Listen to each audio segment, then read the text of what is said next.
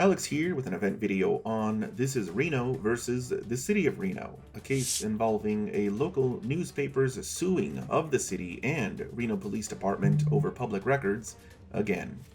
Bob Conrad, publisher and editor, said, quote, "The petition speaks for itself," unquote, lamenting at how bizarre it felt to have to litigate similar issues his newspaper had already litigated on just last year. At issue before the court is the release of body cam videos, emails between municipal personnel, complaints regarding scooters and trivia events, text messages, social media accounts, and non-fungible tokens. The city filed a response citing ongoing criminal investigations in justifying its refusal to release the information or partially redact the records that were being requested.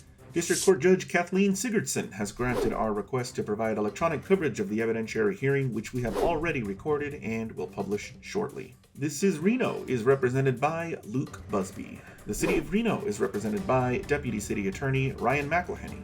You can keep up to date with our coverage schedule by visiting ournevadajudges.com, or feel free to post any questions you have down in the comments below, or send us an email at media@ournevadajudges.com.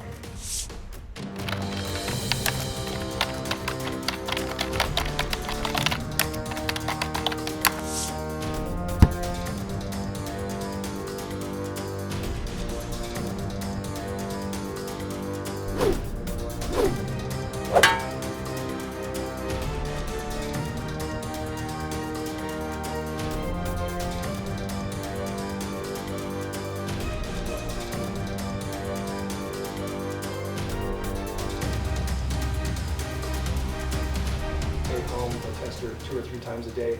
And Your Honor, I've proffered the court in front of you. You'll see a couple items. There's right there on your shelf in front of you. Miss Mitchell never had any alcohol, the other document, Your Honor, in her system. So when she was tested, so alcohol is not even an issue. What happened is my client was not taking her prescribed medications. She had a manic episode. We're now dealing with it.